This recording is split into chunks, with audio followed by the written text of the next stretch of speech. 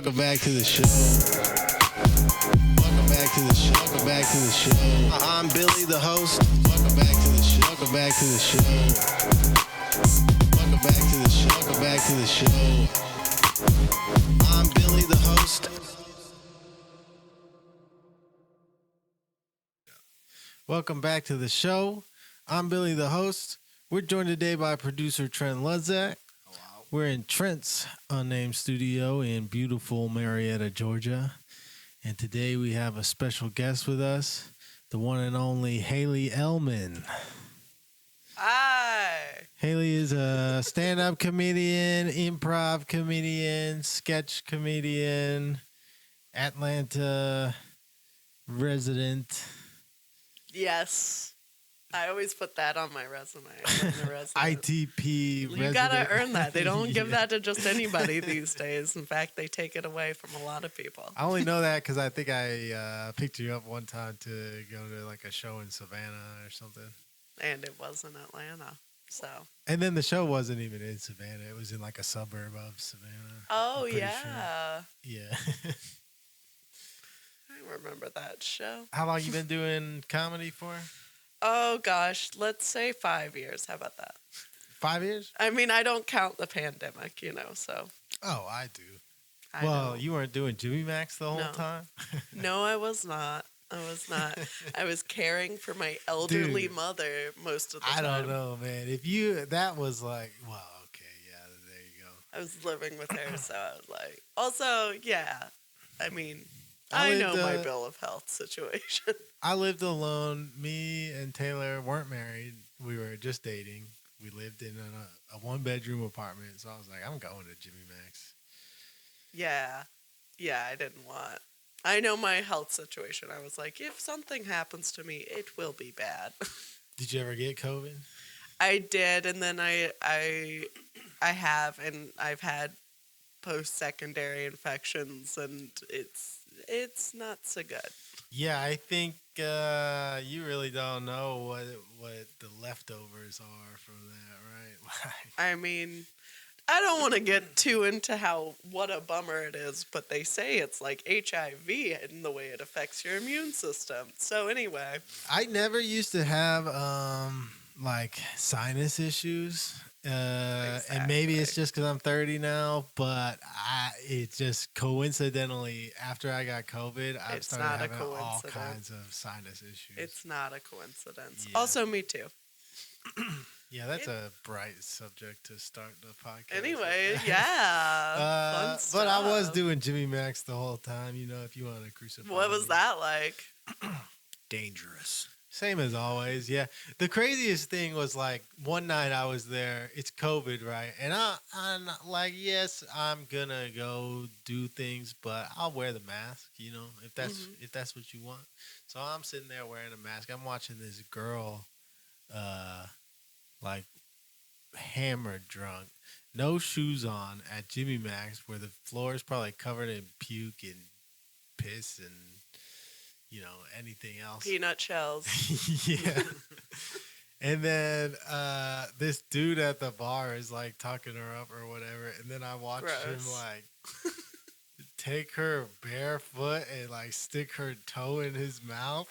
And this is at like open mic Monday at Jimmy Max, I think. Probably you can't unsee that. Probably like Keith Vance was on stage or something. And I'm like, what are we doing here right Did now? the comic even address it at all? Or were they like, I only have 4 minutes. I don't have enough time to address what just happened. Yeah. No, I think it was one of those comics who was just like, the type of comic who will run bits on you in the parking lot and probably just wanted to get through his material. Yeah. He's like, I've got things to say, and none of them involve these dirty feet going into this man's mouth. Not only was this man not worried about COVID, he was not worried about hand, foot, and mouth disease. I want to say I might have had footage of it on my GoPro, because at the time when COVID happened, I bought a GoPro and I was just filming everything. But then I lost that GoPro, so bummer. Yeah. That would have been your ticket to virality. I don't know. Do you ever go like... It was his. If you ever go skiing or snowboarding or something like that, like wakeboarding or anything, don't put the GoPro on your helmet, because if you eat shit, the GoPro is going to go flying off. You want to strap it around your chest with the chest band. I will make sure to not put it on my helmet when I do extreme sports. I don't know. You seem like... You know what? I do. Like I skateboard a little. I don't know. You seem like one of those people who's out here like LARPing as a poor person, but you really have like a trust fund somewhere. You got me. You got a bike rack on your car. One of those secret rich people. Yeah. I'm so secret, even I don't know. Yeah, you drive like a Honda Fit, but meanwhile you just like prop it off of slaves in Cambodia or something. Oh my God. I don't know. That's where most people like that get their money from, right? That's where Elon got it all. I think it's just, I guess. The emerald mines? Yeah, indirectly. Yeah. Well, that's for me to know and for you to find out, I guess. Yeah, how big is your trust fund? I don't know. There is a trust fund with something in it. Okay. I don't have access to it, and I probably will never have access to it. Yeah, somebody's going to usurp that along the way. Yeah. Do you have a day job besides comedy or just comedy? Yeah, so I do random stuff. Brand ambassador stuff. I do a lot of odd jobs. So this month, my job was I was canvassing in the West End, in like Vine City and English Avenue neighborhood, for this nonprofit that does internet for $15 a month. Okay, let's go. And low-cost computers to those who qualify. So I'm like setting up people who have never even been online with internet for the first time. So one guy asked me what's on the internet, and I was like, mostly porn. Everything's there. Like, it's such a crazy question. I was like, videos about lots of information's on there. Netflix is on there. Deaths. You can watch people die. Yeah, you Real-time can watch war. basically anything you want to see. And then you can make fake things now, too. And he was like, Netflix is on there. Oh, that's where it is. I tried that one time. It was amazing. I'm so sick of these John Wayne movies that are on my basic cable package. I want the Native Americans to win now. Yeah. There we go. At least he's progressive. Oh, well, yeah, he's black, too. So he's like, he's so sick of watching John Wayne destroy. He just doesn't want to see the white man win one. It's so funny because... I'm sorry. It's all right. No, I mean, by now, you can't make a Western today. That was the fodder for most Western movies, was just a white man. I think you still can. It just has to be a white woman now. That's how they get away with it. Well, yeah, so if a white woman ethnically cleanses, I think that's the hilarious part about the like Hollywood thing right now is they really didn't change anything. They just put a white woman as the lead character instead of a white man, and then I didn't do this. Cultural diversity. They did this. The diversity is like the Seven Dwarves or whatever. Like they're just the sidekicks usually. Yeah. But the main character in almost every movie is like Timothy Chalamet or something. Yeah, white women. Yeah. Or Florence Pugh or, whoever it is. That's what I've noticed is like, okay, all these movies are pretty much the same. You just replace Ryan Gosling with Margot Robbie or whatever. They're like, we're brave. We care about diversity. We're going to switch it to the other 50% of the population being in lead. You know damn well nothing's changed. Like for sure, there's still Harvey Weinstein's running the show out there. Well, and the roles that our lead roles aren't very good still. I do think though, like women have been pretty like successful in kind of they're running the show in like live entertainment now, like Locally?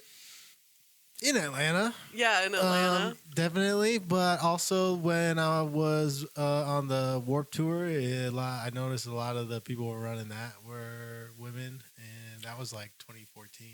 Well, the funny thing is it's actually been that way for a long time, is that behind the scenes, a lot of producers are women and when I did a lot of agents and stuff. I did merch on a tour, and all the like heads of the production companies or whatever, the big boss was always a lady.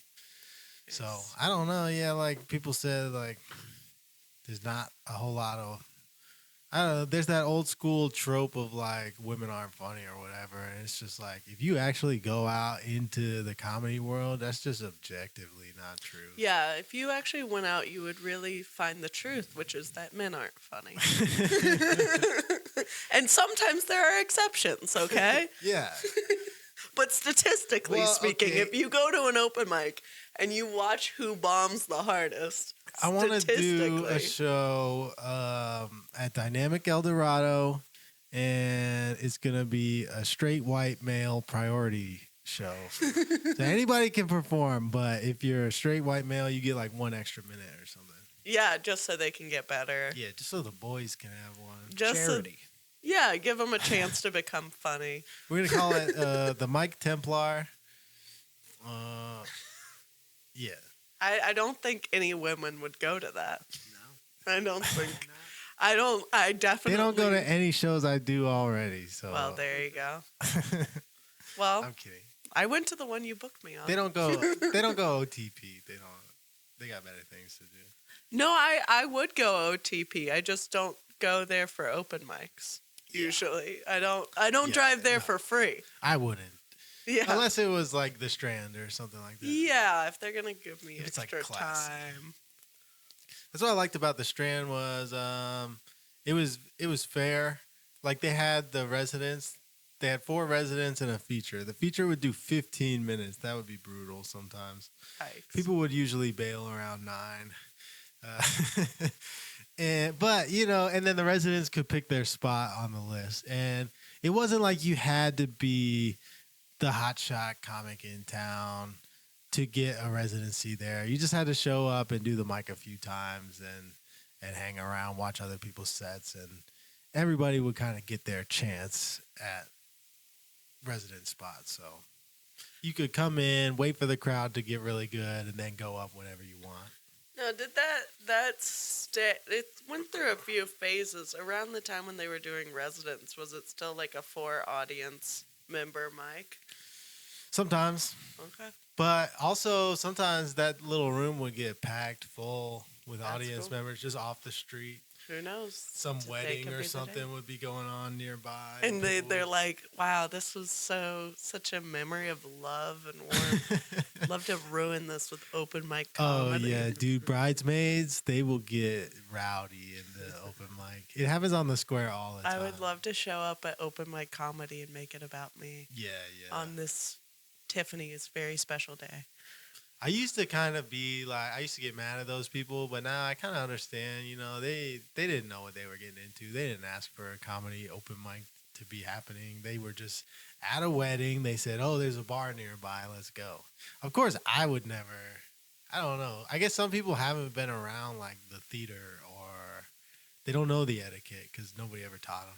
That and they're drunk and it's like a bright room with it's like it's barely theater. Yeah. It's especially in like the open mic context, it's like a bright room where you can all look around and you're like, so anyone can go up there, right? And and the answer is yes. Yes, and anyone does. And then we can all see each other. There's really and it's in a room small enough that you don't even need a microphone. It's like there's nothing really to separate you and the audience at all. There's no illusion of separation. I was at McCracken's one time, and I was just trying to riff with an audience member about something they said, to go into something I wanted to work on that night. It just like was kind of close to it, and I started talking to like the guy who was sitting with the girl who said something. And he just started like giving me this like hard stare, like wouldn't answer anything I asked him, and I was just saying like, "Hey man, you drinking tonight?" Like something like that, and he was just like mean mugging me, and I was like, "Okay, man, like what did you think? How did you think I was gonna hurt you with my words?" Like, This is a trap. This is obviously a trap. yeah, he knows. He's on to me. He's like, you're not gonna trick me, Mister. You drinking?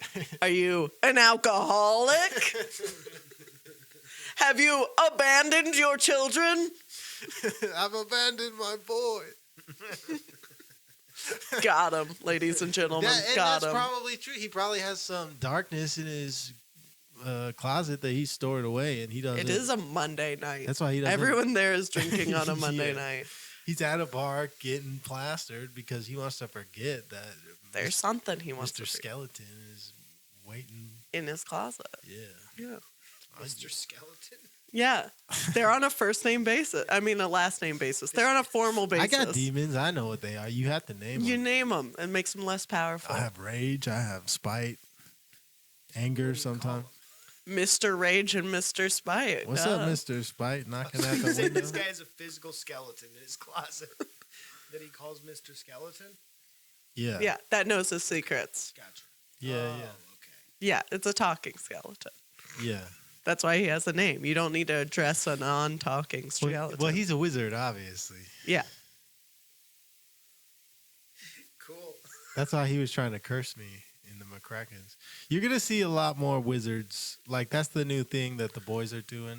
Yeah, like a few years ago, it was like every girl was a witch. Yeah, yeah. And now the boys are wizards. Yeah, okay. So you've seen this. Oh, yeah, you gotta...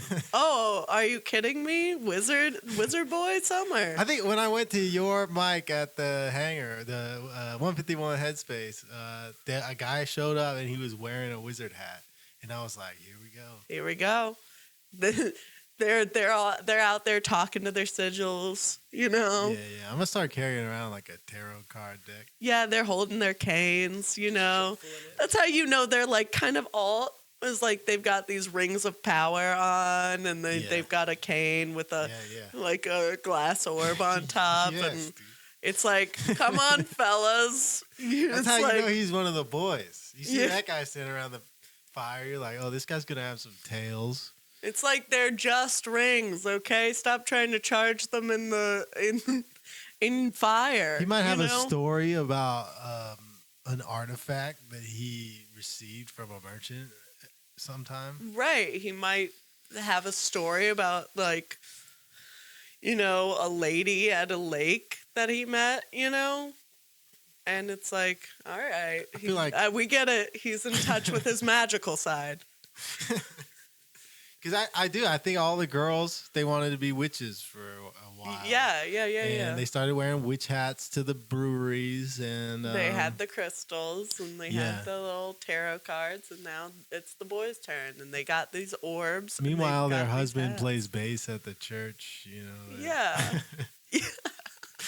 It's his turn to cut loose. It's the church bassist's turn to become gaze into the He's stars. going to grow his beard out. He's going to long, maybe, scraggly beard. yeah, maybe braid some gems into that guy even. Yeah. You ever thought about that, Trent? I don't like how much both of you were looking at. You just have like the wizard. It's your time to shine. You got the base. You're more mountain man than wizard, I'll say right now, but but a good coat of If I had the right sparkle.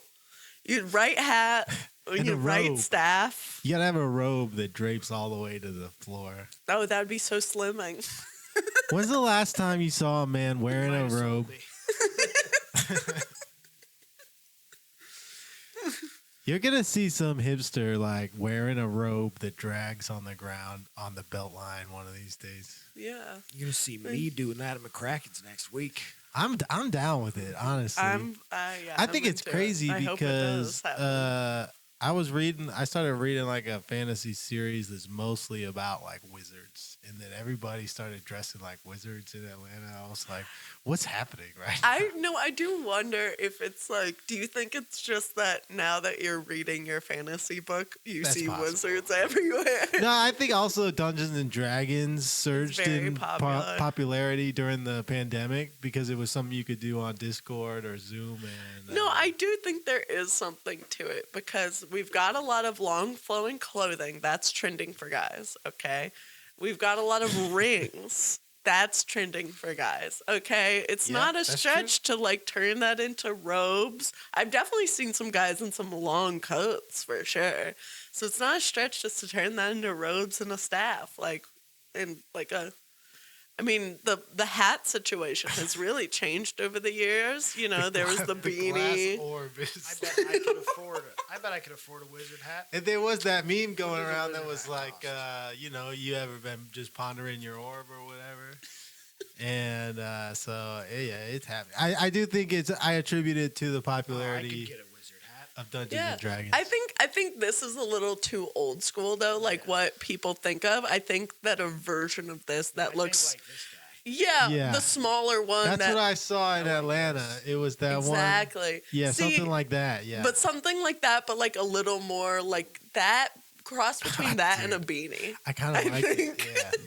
I think you remember when the Jughead hats were like a thing. Yeah. And then like they had the little what was it? Yeah, the Jughead hats were a thing. Yeah, the bucket hat. The hat without the brim was a thing. And those were terrible. That one, scroll up just a little bit. The antler, that one, that's the one I saw somebody wearing. And it was it was like a young guy. You cut the brim off of that a little bit, and that's trendy, in my opinion. It was a young guy with dreadlocks too, so it looked. I like the cowl. Yeah. Oh, a cowl is sick. A cowl is sick. Now that is very modern. If I had a cowl and like a cape, that'd be sick. But you need the beard to like offset the like sketchiness of the cowl. So I think you could do that. Maybe consider dyeing your hair gray or white. Honestly, like dyeing your hair and beard. No, you have to. If you give me a couple years, it'll go. Well. You have to get enough wisdom for that. I don't know. I say go for it. It's on its way. I once again remember back in the day when girls were dyeing their hair like gray at 20 or white. That's boys' turn now. But don't or blonde, like bleach blonde. Don't you think it looks really bad when? Oh, that's . Yeah, I like that one. The Dumbledore. Yeah, you could go a little. That looks a little maybe Hindu though. So you might upset some religions with that. That does feel like legitimately religious. I'm definitely seeing some there are some Rabbi Cantor's hats that look like Dumbledore's hats. There are some Muslim hats that look like that too. Muslims got it going on, man, with the hat and the robe. Hats. They got the robe too. And it's usually like a white robe, like a clean pressed. I met a group of Muslims in the West Side doing my runs, and they all had matching tracksuits on, actually. Oh, that's cool. It is cool. They might have been training for something. Well, they're training to give the good word of Muhammad. I understand. I understand radical Islam. There's a lot. I don't believe the religion, but they didn't seem.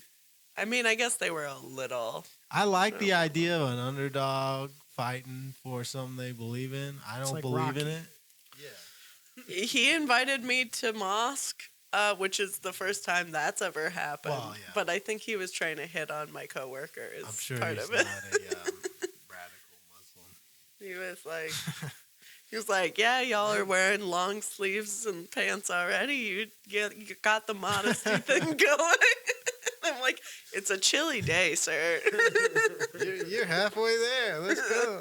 You don't have any kids. You're halfway there. You're like the. Like a diamond in the rough in Atlanta.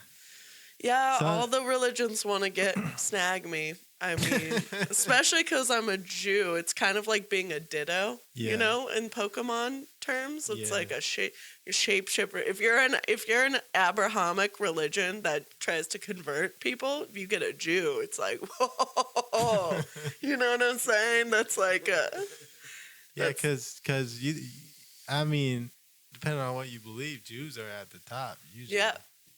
As far as religions go. You're like, oh, we got them. It's like most Christians wish they were like of Jewish descent, so they could be like, "Yeah, I'm chosen," and there is some people who like I will occasionally meet some Christians who are like weirdly fetishizing of Jewish people. They do it, yeah, they love it. Yeah, and then they'll like I remember this. There was this one guy who was like at a Passover Seder one day, and he just went on and on about how great the Jews are, and he's like, yeah, you know.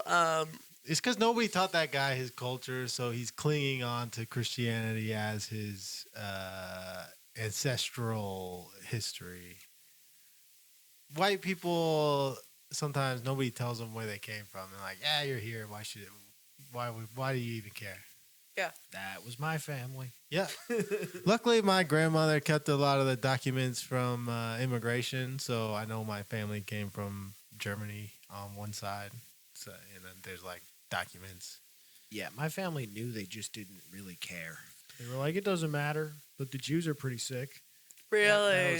We were real like Christians.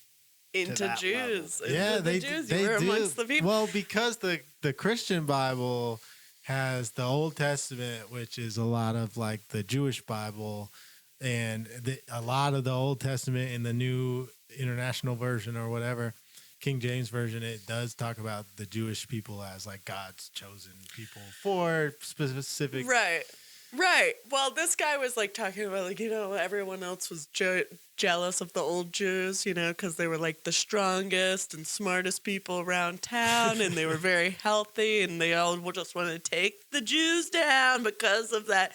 And I was like, wow, so they were the strongest people around town, like just the most buff and healthiest people around town. What happened? I mean, we still got some, but a lot of wars. Lots changed. Well, do you think, because it sounds like the Jews did it has been around since written language has been around. Yeah, about the 1100s. I think it's on the oldest document ever discovered. You think that's jealousy? You think they're just jealous? Is that what we're getting to? They think they're like, they're the chosen people. They're too powerful. We need to take them down a peg. maybe they really are chosen, and that's why they have to, you know, I don't know. That's what, well, I'll tell you that. Being chosen is good. Maybe it means God doesn't like you and makes everybody hate you. Literally. Old Testament God. Literally. That's what they taught us in synagogue. Yeah. Literally, that's what they taught us in synagogue. They were like, so being the chosen people means that we have to take shit for all of eternity. Oh, that's literally what they taught us. They were like, it's not fun being chosen. We don't have to live this way, world. The whole world.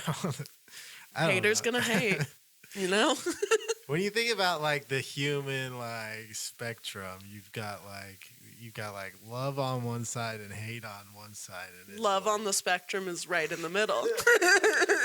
I do like the show. I do like the one couple that from season 2 that's like still together. Did you see that there's a new show called Down for Love? Yeah, it's like a Down New syndrome Zealand or dating. Australia or something like that. Yeah, I didn't click on it. Down syndrome dating show. It wasn't bad. I noticed that some of these people's standards are a little high. Oh, no. For dating. You know what? But that's all dating, really. Yeah, that's everybody. That's literally everyone. From all sides of the spectrum. Talk to any man. Like what they think is achievable for them. Yeah. Especially if they're like young and single. They'll really think I try to they tell can my get it all. friends when they complain to me about being single. Like I have a group of guy friends and we all like talk about our feelings. Oh. No, I'm kidding. No, I was excited about it. I'm so disappointed that you all don't get together and talk about feelings. We do. Just Hell yeah. But I'll tell them I'm like nobody's encouraging. People are like, oh, dude, you had it easy. You're married. Like dating is so hard now, and I'm like, it's not easy. It's just like something you gotta practice, just the same as you would like an open mic or a video game or something. It's like if you go out and you do it, eventually you get better at it, and like you can. Are you a little bit autistic? That's the thing. Maybe. Most of my friends are, yeah. Yeah. The way you just described that is just so. Well, it's like, okay, I can't talk to girls. I see a girl I want to talk to, and I just can't talk to her. I say you go talk to her knowing you're going to fail the first time. And then that way you go, okay, that's what not to say to the next girl I want to talk to, right? But you got to learn. You got to get better. Here's what I'm learning about the way you think. Is that listen, this isn't meant to be insulting. This is not the way everyone thinks, though. Okay. All right, I'm neurodivergent. You might be a little neurodivergent. I'm just gonna go ahead and armchair diagnose you. You might be a little neurodivergent because this is a very like gamified. You're like thinking about it in terms of XP. Yeah. Whereas like literally every woman is different. So you can't just say you could say the same thing to two different women and have two different responses, right? XP is everything, I think. Well, yeah, that's what I mean, though. But yeah. Well, when it comes to men, you gotta fire at everything. You gotta throw everything at the wall and see what sticks. You really don't, actually. You really don't. That's how most men think. I know it is, and it's honestly, like that was the most upsetting thing. Is when I've seen my friends. I started dating before Tinder was really popular, but I've seen my friends like be playing like a game or watching a movie or something, not even looking at their phone, just swiping on Tinder, just hitting all of them. You're really catching on to something that you're right. A lot of guys do think this way, and this is like a big problem, actually, in my opinion, is because like sometimes you kind of sound like you're approaching it the way you approach it like an open mic, like you have a set list, you have lines, things to try. Comparison. Yeah, but you said you have things that you try and then you strike it off the list like, well, that didn't work. Like it's a joke. Like you're working out a bit. That's not a good idea. I think it worked for you. I'm pretty good at it. Okay. I'll give you that. I'll give you that. Enough XP. Yeah, you got enough XP. I'll grind out on the goblins. You know? I would say XP farming in the woods with women. Yeah, you go out, you just...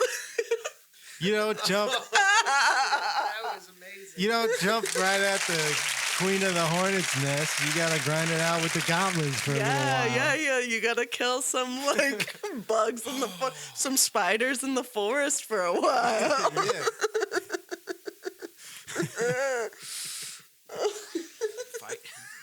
XP farming out here. Put a couple potions together. I mean, listen. I'm not gonna say that it doesn't help because it absolutely does. What I would say. No, because this is the second time you've had a problem with the way I view the world. The first time was when I told you about my friend who had a panic attack at my house. Okay. And basically, my friend came over, started drinking a little bit. They'd been going through some stuff. They started having a panic attack, and then I found them out on my balcony trying to jump off my balcony, which was only on like the second floor. Uh-huh. So you might have got like a twisted ankle at worst. Right. And what I did was I just grabbed them and put them in my car, and then I took them to the hospital. You just kidnapped them in the middle of a panic attack. They were somebody was gonna call the cops, dude. I lived in an apartment. All right. It was a cheap apartment. It was an apartment known for crime. you're really scared right now. What if I just kidnapped you? Do you think that would help? What if I took you to an ER? In my defense, it was like if you were out on the street here screaming your brains out. Like, it's not the best area to be. Right. You definitely got to stop, especially if you're in a building with other people. So, yeah, I think that's what it came down to was I was like, bro, you got to What did the hospital do with them? They're like... There's a word for it.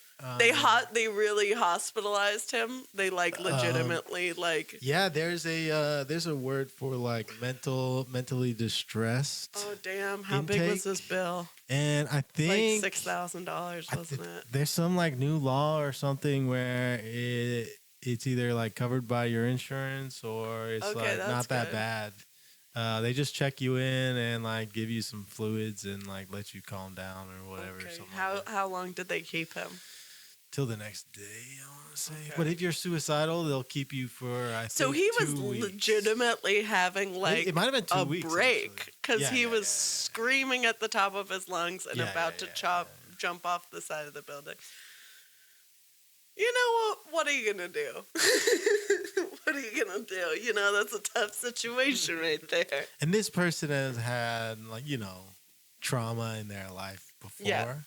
So I don't blame them for that, but it's also like I can't get in trouble with my apartment. Lease. It's past the noise cops ordinance. Show up. Yeah, I'm like, I got weed in here, No, I don't have an issue with this. The way you're viewing it. I think it's funny. I think it's funny that you are XP farming, that you were doing. But I also realize that it's very common. At the same time, I think that I feel like. Well, my perspective on it is if there's a type of girl that you like to date, then you have to figure out where do they like to go, and then. How can I go there too? Sure. Like I like goth alternative girls. Okay. So I was like, I'm gonna start a band, and I'm gonna be at rock shows all the time because that's where goth and alternative girls hang out. And you're gonna cross off different lines off your list until you find one that works. I mean, I don't have an actual list, but there might be a mental list. Okay, this works. This doesn't work. I mean, listen, I'm not going to say it's. I mean, listen, did you learn? Obviously you did. I think most women are very hot and cold, like if you give them the ick one time, it could be over for you. Yeah, sure.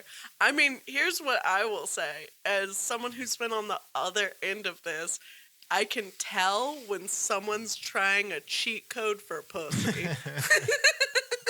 Like I can feel the guy behind his eyes doing a left, right, up, down, A, B, square.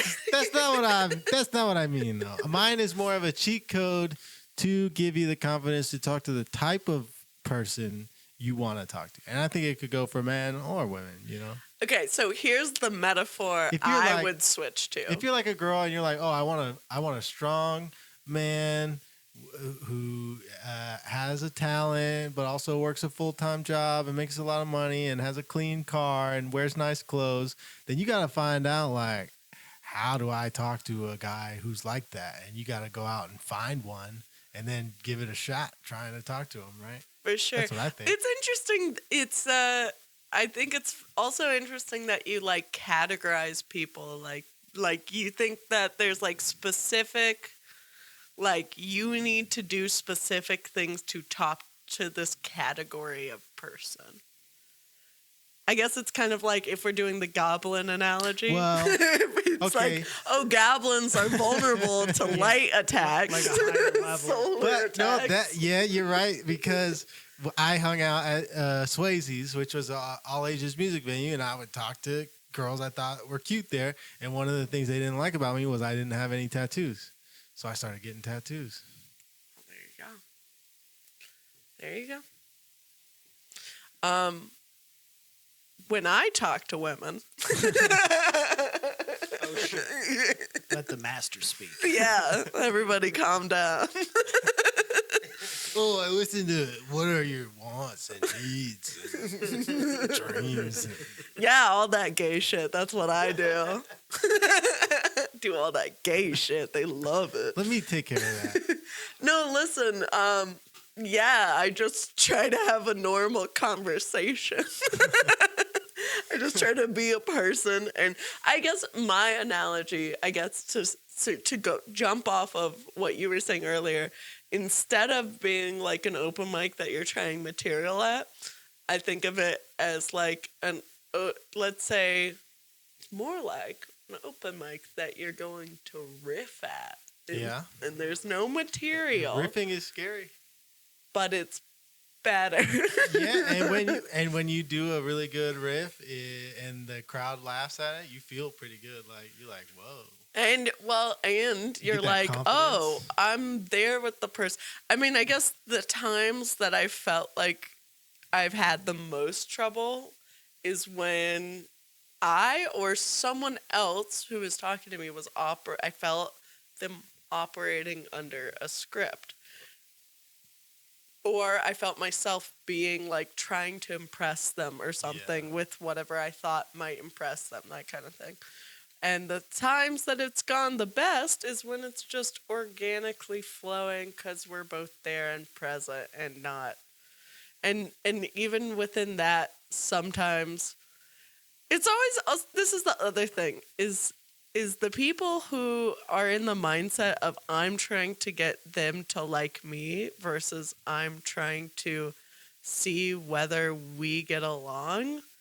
You're always worst off with the first one. Yeah. And you'll see every interaction that doesn't go perfectly as a rejection versus, okay, I just didn't have that much in common with that person. I think, I think men get rejected a lot, though. Yeah, it and the more you do it, the easier it gets. Yeah. Easier And I think sometimes people just get so tired of, like, for sure, trying to find somebody and their personality doesn't quite match up with yours, or they do something you don't really like, and people's standards are still pretty high. Yeah. In dating, and then your own actions don't match your standards, so you get kind of stuck. I don't even know how we got on dating so long.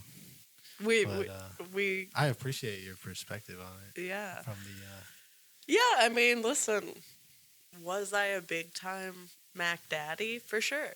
Yeah. Did you ever have like? Did you have the fuckboy phase? Yeah, but listen. I don't like to say fuck boy. No, I don't. I didn't. I was definitely a fuck boy for a while. No, I was drinking Natural Light. I was wearing my hat backwards, playing Super Smash Bros. All the time. Yeah, I would like to say I was like It was rocking. I was like in a hoe phase, but as a top. You know what I mean? Like I was in a yeah. That's a hard duality for people to hold. I can both be a hoe and not like, but also in a position of approaching.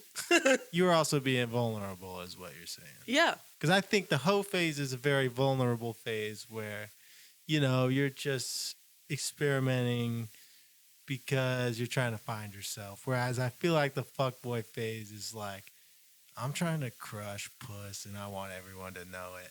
Yeah, I think you nailed the distinction for me, which was, I was being vulnerable about it. I was trying to be honest with people and straightforward, and I wasn't trying to play anybody. Yeah. And that, to me, was the distinction. But I think people have a hard time juggling that with the idea of someone who's doing the approaching they think that as automatically as fuck boy, and the person being approached is in the hoe phase. And then well, you would hope so, at least. You would hope they're in the hoe phase. Sometimes ideally, I guess. Sometimes you're being a fuck boy and they're not really like, they're like, oh, I thought we were like gonna make it. We were gonna go the distance. Yeah. Yeah, well, like, listen. Oh, I just met you 2 days ago. Well, no, sometimes people have unrealistic expectations, but I tried to be as straightforward as possible, and no, I never caught any flack for it. But I did,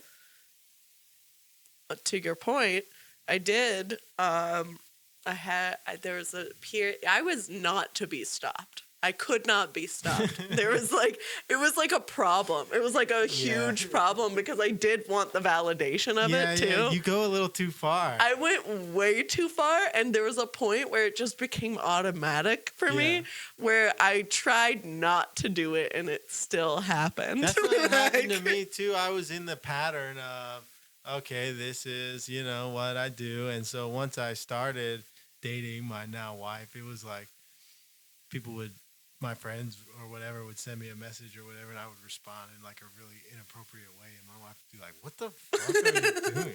I'm like, "Oh, I'm sorry. Like, I really didn't mean like." Like, what do you mean by that? Like, what would you? Like, okay, one of the things that she's still mad at me about is one time, like, we just started dating, and like a stripper messaged me, and like I was talking to her longer than I should have been. I should have been like, oh yeah, good. Hope everything's all well. Hope you're well. Yeah, that's what I should have said. That's but now, and that was 9 years ago at this point. But yeah, she just like saw my messages one day and was like, What the fuck is are this? You doing? And I was like, you're like making small talk greater than how are you? Yeah, and I was like, thinking to myself, like, why would I even do that? Like, I wouldn't want to have a real relationship of any kind with this person.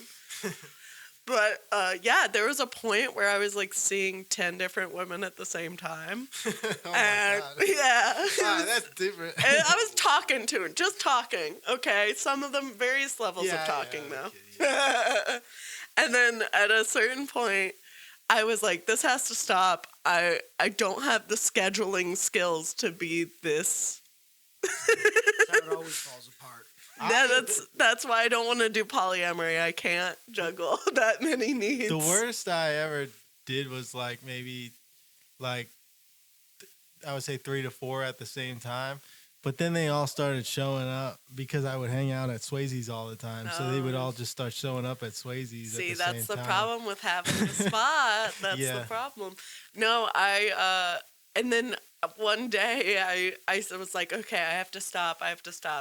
And then I still ended up, and it was too much. And then they form an allegiance. I was stressed out, too.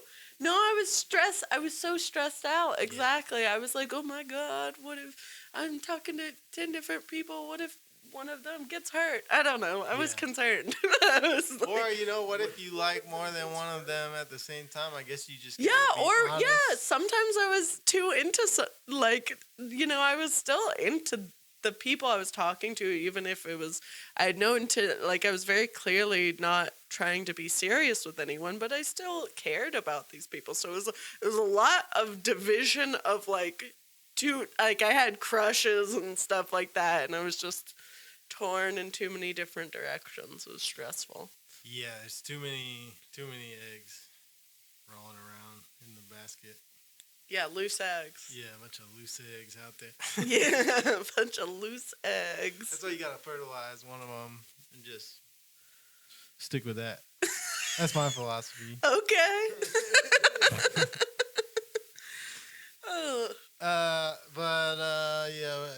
Real quick, you like stand-up or improv better? Stand-up. Stand-up's the main bag. Okay. Improv's more of a... I do love improv, and I love doing it. When I'm not doing it, I do miss it.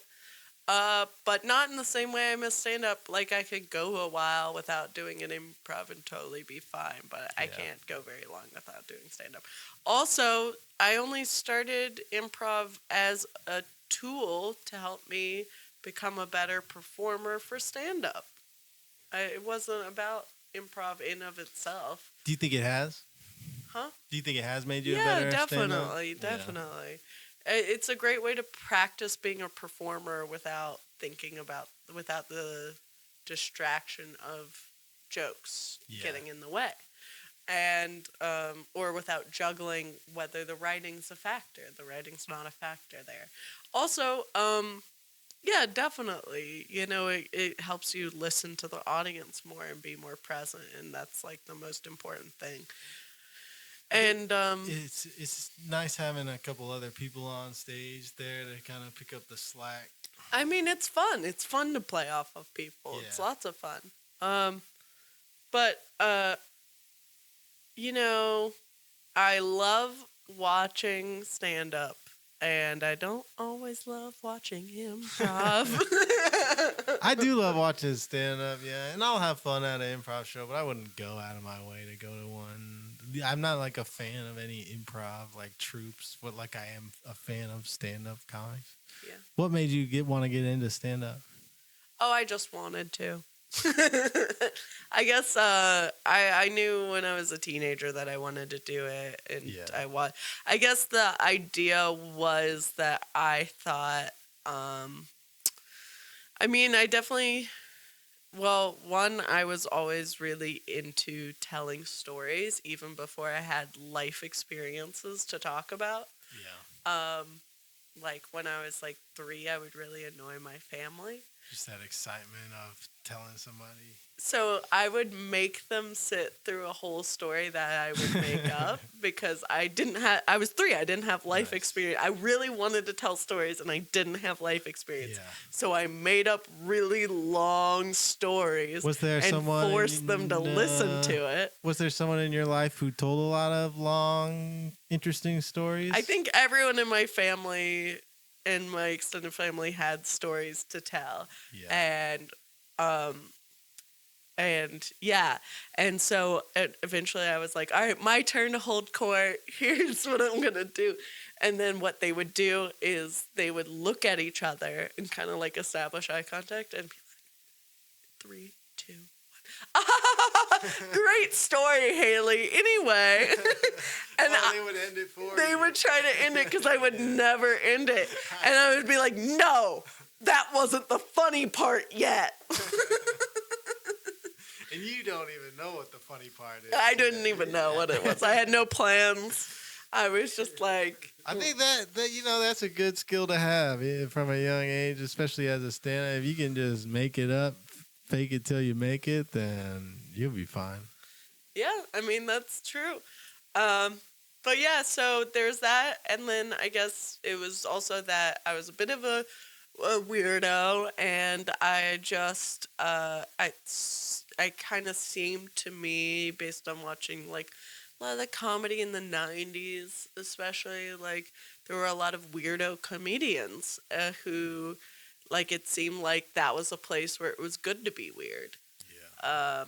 And that inspired me a lot. And the fact that I felt like I had funny and clever things to say, and I feel like they just weren't listened to. Without a stage and a microphone. I do feel like comedy is kind of a place where it's okay to be a weirdo. And I feel like that was really good for me just in life in general, to have a place where I can go and be like, oh, these guys are fucking weird too. Like, it's not so bad. It's hard though, because it does seem like now that... I guess there's different phases of it, because I feel like now it's all about relatability more than it is about being.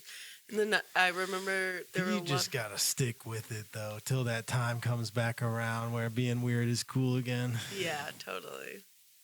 Yeah, I mean, but also there's something for everyone now. So there's, for sure, like there's a way to find every audience. So I guess everybody's relatable to somebody. Yeah. All right, we got to get out of here. Trent's got to get to Monticello. You got anything coming up you want to plug? Shows, podcasts, when does movies? This air? I forgot my hard drive, so probably by like Monday or Tuesday. Okay. Well, no, probably like a few days after that, because I'll have to get my drive to Trent at some point. Okay, cool. Well, I... host a show at Joystick every second Friday called Blown Cartridge. It's right now the format we're doing is improvised stand-up, which is a format of like tag team riffing. It's really fun and cool, and you don't want to miss it. And it's only like $5 to $10 to come. Nice. And then the Toad mic.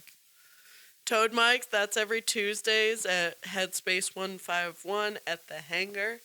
You can find Headspace 151 online. I'm probably gonna switch. So that starts at 7:30s, and that's when the show starts, and it ends around 9:30 or so. But people hang out till 10. And I'm probably gonna switch off of hosting that soon, because I also perform. Now I'm starting to perform every Tuesday at 8 p.m. at Dad's Garage. Hey, okay. For doing improv. There we go. Residency in the house. Yeah. I'm a conservatory member. If there's nothing else, Hayley Ellman, thank you so much for coming through, and appreciate it. Check out her show at Joystick and the Toad mic and everything else she does online at Hayley Ellman on Instagram. Peace, y'all.